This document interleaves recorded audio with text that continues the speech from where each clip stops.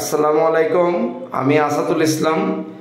আজকে আমি একটা 7 স্টার হোটেলের ভিডিও দেখাচ্ছি।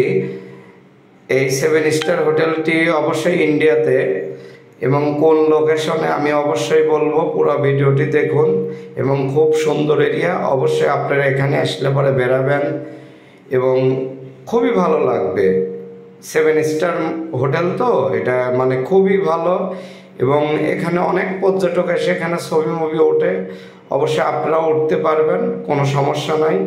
তবে এই পয়েন্টটা খুবই ভালো লাগবে।